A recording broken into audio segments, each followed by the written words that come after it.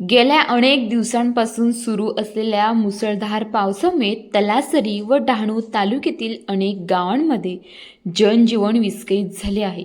अनेक ठिकाणी घरांमध्ये पावसाचे पाणी शिरल्याने अन्नधान्य, कपडे तसेच घरातील इतर जीवनावश्यक साहित्य भिजून नुकसान झाले आहे.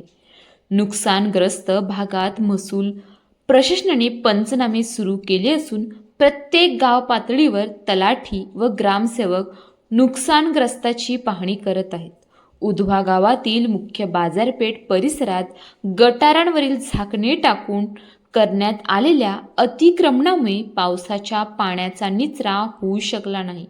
परिणामी पाणी थेट शेजारील घरांमध्ये शिरले आणि अनेक कुटुंबांचे कपडे, खाद्यपदार्थ व इतर साहित्य भिजून मोठे नुकसान झाले.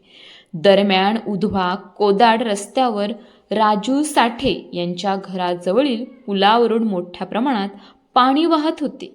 कामावरून घरी परतत असताना पाण्याच्या प्रवाहाचा अंदाज न आल्याने एका दुचाकीस्वार पाण्यासह वाहून गेल्याची चर्चा ग्रामस्थांमध्ये होती.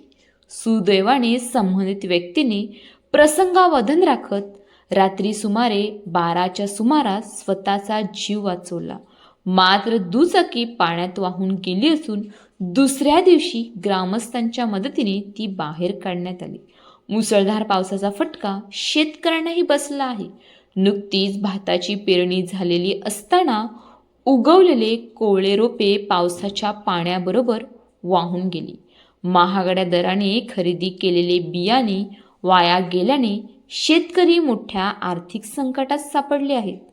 नुकसानग्रस्त शेतकऱ्यांना तातडीने आर्थिक मदत देण्याची मागणी परिसरातून होत आहे. रिपोर्टर संदीप थोरात. अशाच नवनवीन बातम्या पाहण्यासाठी आपल्या न्यूज इंडिया 9ला लाईक, शेअर, सबस्क्राईब करा आणि बेल आयकॉन दाबायला विसरू नका.